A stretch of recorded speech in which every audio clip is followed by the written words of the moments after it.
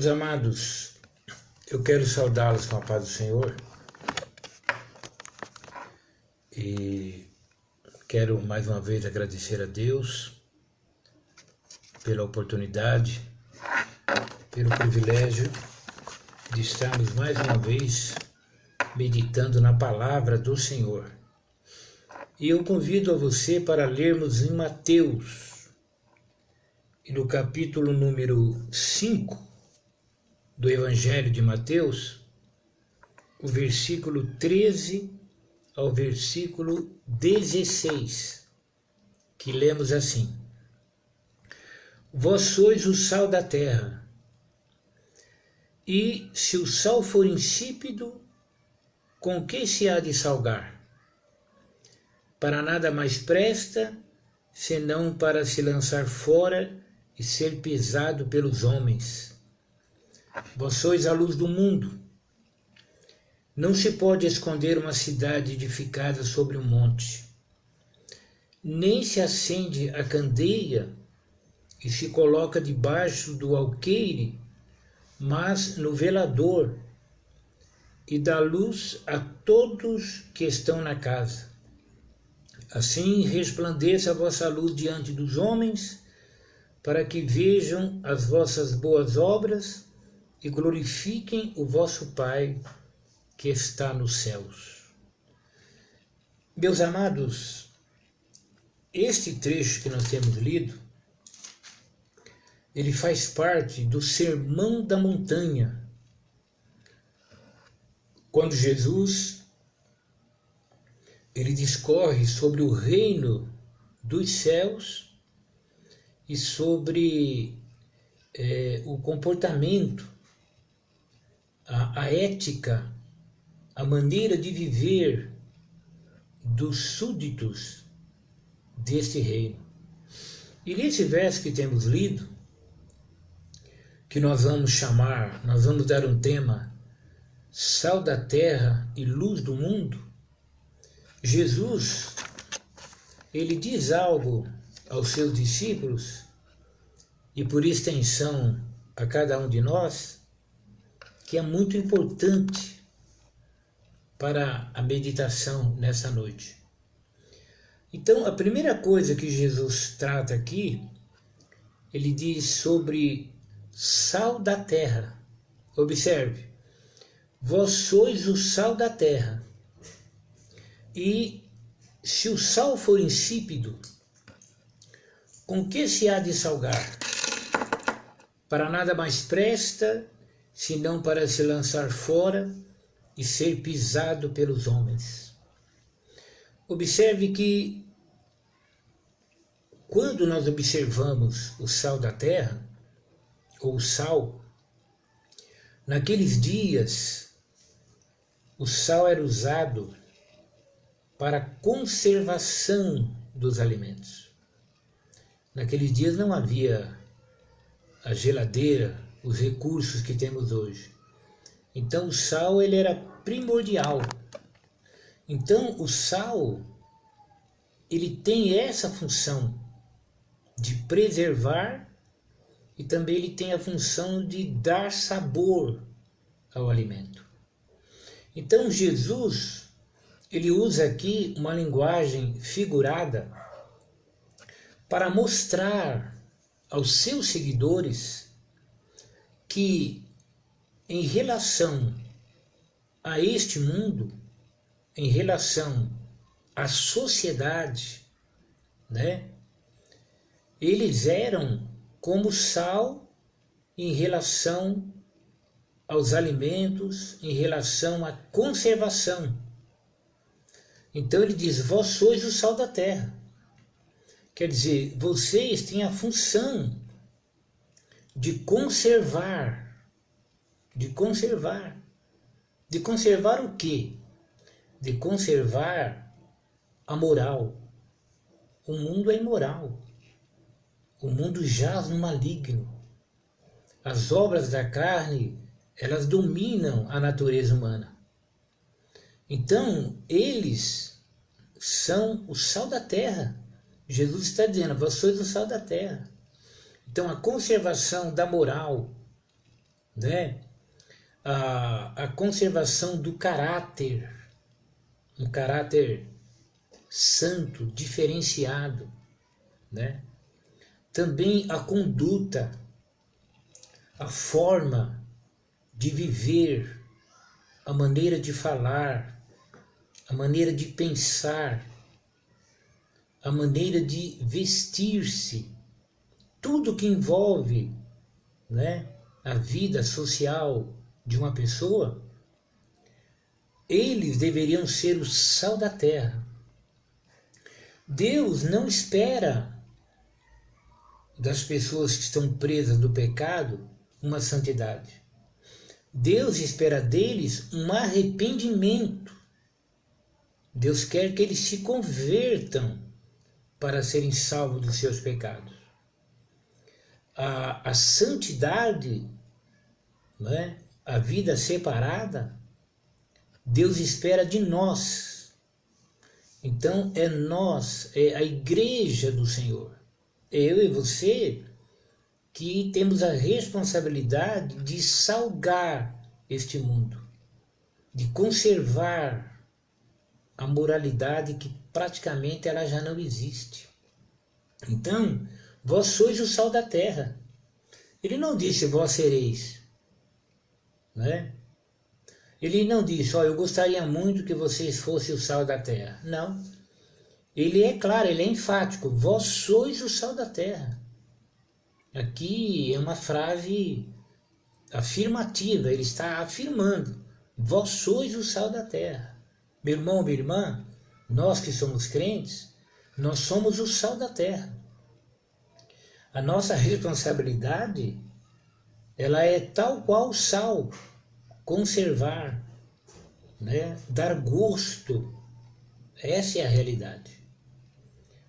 E Jesus continua, se o sal for insípido, com que se há de salgar? Quer dizer, você é o sal da terra, e se o sal ele não tiver sabor, se ele perder a sua propriedade, com que se há de salgar? Quer dizer, você tem o sal, mas se o sal perde o seu sabor, com que se há de salgar?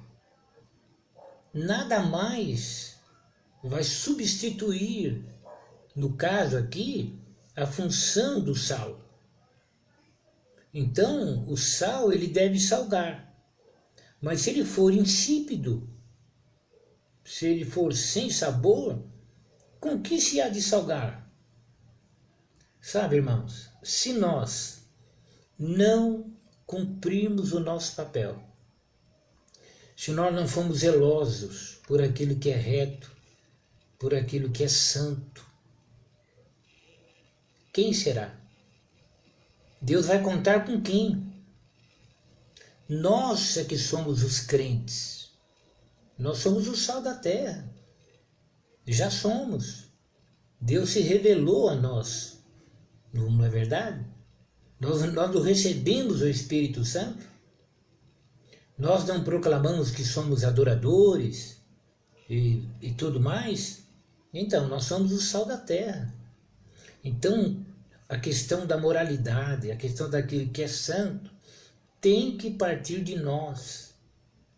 A igreja deve ser o exemplo de santidade, de vida separada, de vida de temor a Deus, e isso em todos os aspectos.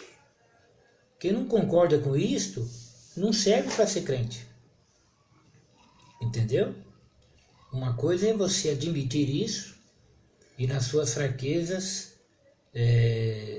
entender que precisa melhorar. E outra coisa é você não concordar com essa realidade. Então, se não concorda, não dá para ser um crente. Por quê? Porque está escrito. Com que se há de salgar? Para nada mais presta, senão para se lançar fora e ser pisado pelos homens. Dizem os eruditos que o sal, quando perdia o sabor, ele era usado como tipo de um asfalto, Era jogado mesmo e os homens caminhavam e pisavam em cima. Então, quer dizer, se a função é salgar e não salga, então para nada mais presta. Não tem serventia. Então, se for para sermos um crente que não influencia, que não dá sabor, como o sal faz, então não adianta. Não é verdade? Então nós estamos num mundo, né? Terra aqui no sentido, né, da sociedade. Nós somos o sal da terra. Entendeu? A santidade tem que vir de nós. Nós não deveríamos, no primeiro lançamento de um filme, correr todo mundo para o cinema. E não é isso que tem ocorrido hoje, naturalmente. Né? Nós, os crentes, somos os primeiros a correr atrás dos lançamentos mundanos, mentirosos, ilusórios. Não é verdade? Isso sem falar do modismo, não é? Enfim, lamentavelmente, se nós não pudermos ser o sal da terra, nós não servimos para ser crente. Tudo bem, eu entendo que alguém fala, mas a graça de Deus, a graça de Deus. Ora, a graça de Deus, ela se manifesta na oportunidade de sermos santos que Deus deu. Graça é favor divino. A graça de Deus, ela nos responsabiliza ainda mais. Porque debaixo da lei, eles não tinham oportunidade. A lei não podia salvar. Mas na graça nós temos ajuda, a presença do Espírito Santo. A lei dizia, não matarás. A graça diz que qualquer que no coração odiar, ele já é réu de juízo. A graça é mais sério. Tem gente que gosta, né? Graça e paz, graça e paz. Não é? Adora a palavra graça. Mas a graça é porque Deus é gracioso. É graça imerecida. Nós não merecemos a graça. Mas Ele nos fez participantes da graça divina. Ele nos fez ovelha do seu pasto. Então ele tem direito de pedir de nós o que ele quer. E o que ele quer? Que nós sejamos sal da terra. Vós sois o sal da terra. Antes de sermos membros da igreja tal, etc. tal, nós somos o sal da terra. Não é? E se o sal for insípido? Com que se há de salgar? É uma pergunta retórica, Jesus sabe da resposta. Para nada mais presta, senão para se lançar fora e ser pisado pelos homens. Que adianta? Conhecer o Evangelho e não viver o Evangelho. Você entende? Desculpe. Ele continua, vós sois a luz do mundo. Viu? Duas coisas que nos responsabilizam. Sal da terra e agora vós sois a luz do mundo. Não se pode esconder uma cidade edificada sobre um monte. Se nós somos a luz do mundo, significa que o mundo está em trevas. E é verdade. São trevas espirituais. E se nós somos a luz do mundo, significa que nós somos a saída para eles. Né? Nós podemos iluminá-los. Essa é a realidade. Vós sois a luz do mundo. E a posição que Deus nos colocou, ela não pode ser ignorada se nós formos mesmo a luz. Por quê? Não se pode esconder uma cidade edificada sobre um monte. Não se pode negar a vida reta de um crente quando ele tem essa vida reta. Não se pode negar. Não é? Pode-se zombar, caluniar, mas no geral há um reconhecimento. Os irmãos da igreja primitiva, a Bíblia diz assim que o povo tinha-os em grande estima. As autoridades os perseguiam, mas o povo no geral tinha eles em grande estima. Por quê? Porque viam neles algo de bom. Nós somos a luz do mundo. Onde você está, no sentido do teu trabalho, na escola, no momento que você está no seio da sua família. Mas onde nós estivermos, nós somos luz. Nós alumiamos as trevas da ignorância espiritual. Não se pode esconder uma cidade edificada sobre um monte. Quer dizer, você está chegando numa determinada cidade e ela está no alto, está no monte. Não se pode escondê-la, todo mundo vê. É igual o crente. Se a igreja se posiciona do jeito que Deus diz, não se pode esconder. É uma posição maravilhosa. Nem se acende a candeia e se coloca debaixo do alqueire, mas no velador, e dá todos que estão na casa. Ó, sal da terra, luz do mundo, e agora ele usa a figura da candeia, que era uma lamparina. Não se acende a candeia e se coloca debaixo do alqueire. O alqueire, essa palavra, na sua origem, ela significava, no dia de Jesus, um cesto grande, que eles colocavam no lombo dos animais, para colocar mantimento, etc. Tal. Depois, com o tempo, o alqueire ele tomou o sentido de extensão de terra. Comprei tantos alqueires, tal, mas no original era essa cesta. Então você não podia pegar uma candeia, que era uma lamparina, e colocar debaixo de um cesto. Não. Mas no velador. O velador é um suporte que eles colocavam a lamparina em cima, né? E dá luz a todos que estão na casa. Então nós não podemos fugir da nossa responsabilidade.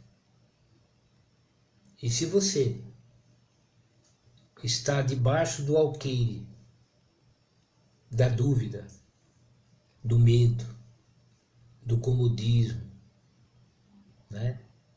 Envolvido com as coisas dessa vida, e está impedindo tudo aquilo que impede o reflexo da minha luz, é um alqueire.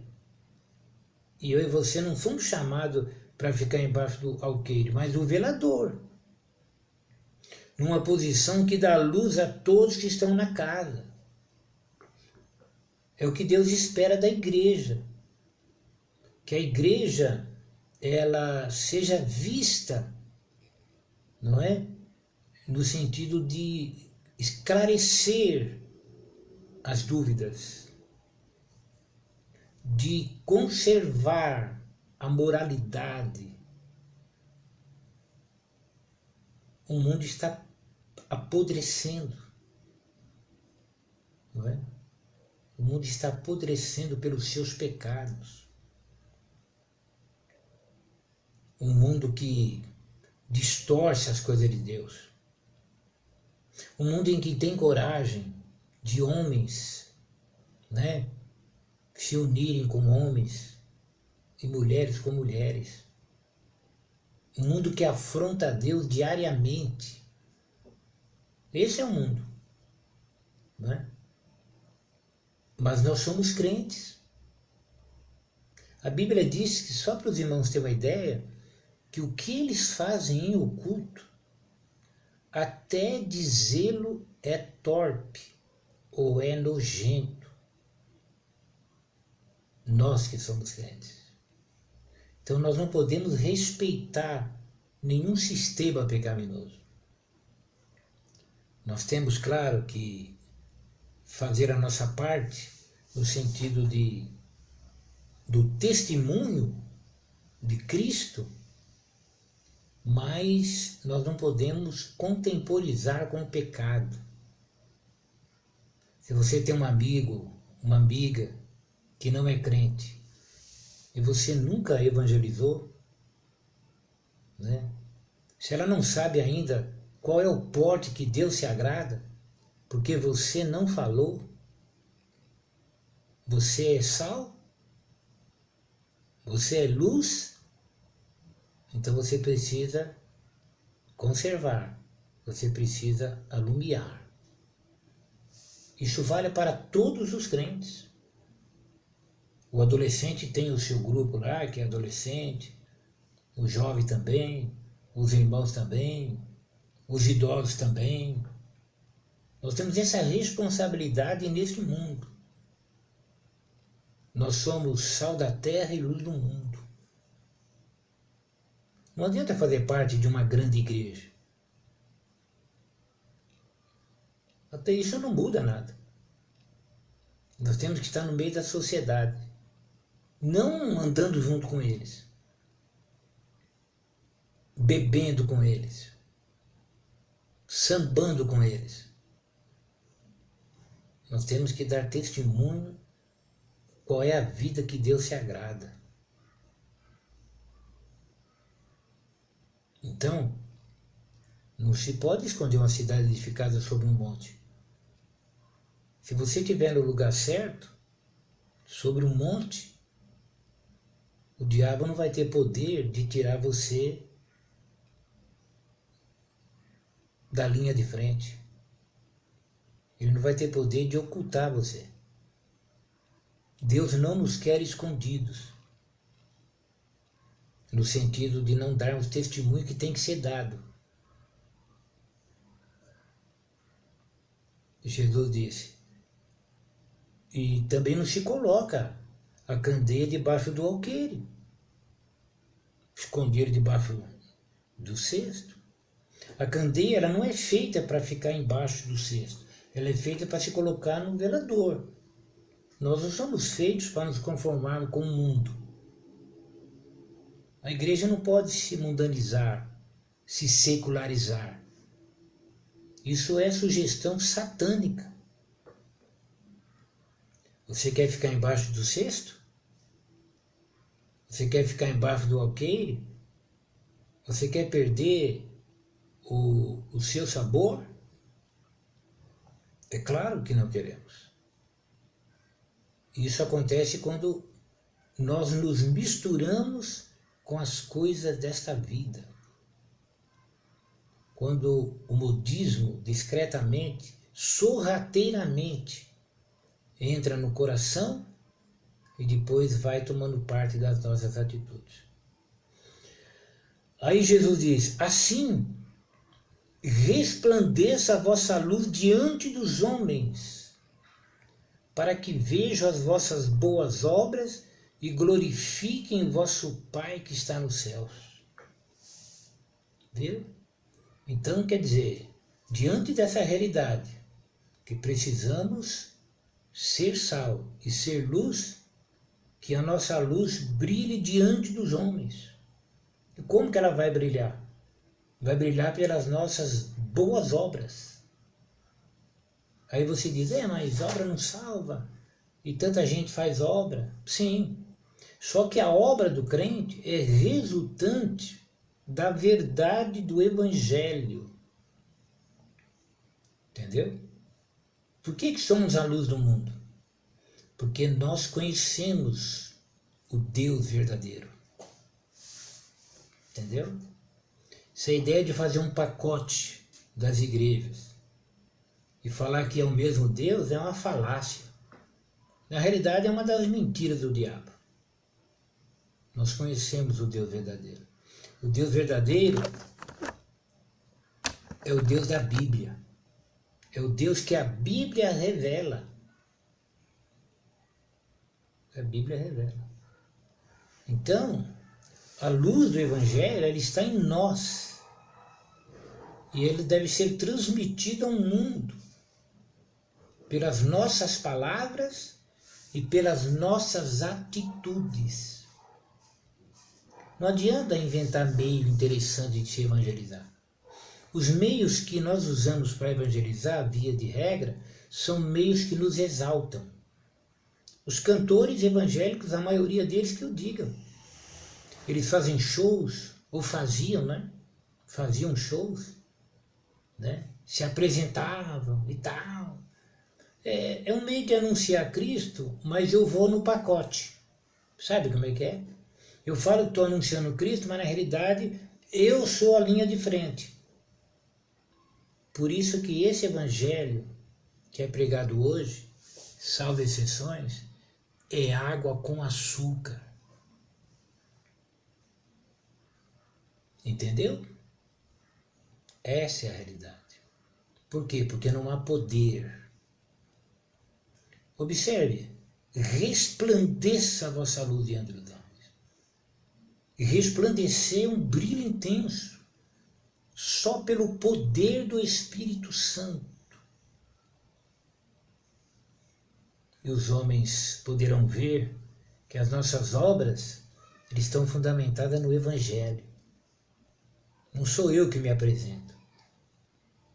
Entendeu? Eu não tenho luz própria. Eu dependo de Cristo. A lua cheia, bonita, aquela luz não é dela. Aquela é a luz do sol que ela está refletindo. Ela recebe a luz e ela transmite. E todo mundo olha e diz, que lua maravilhosa, que luar lindo, e vai por aí afora. A luz que eu recebo é de Cristo.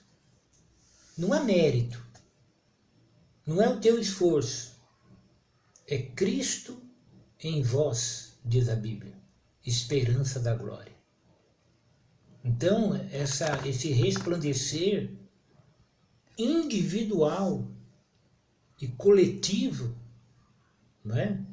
Quando a igreja está funcionando bem, que a igreja é um corpo. Então, quando todas as partes do corpo estão funcionando bem,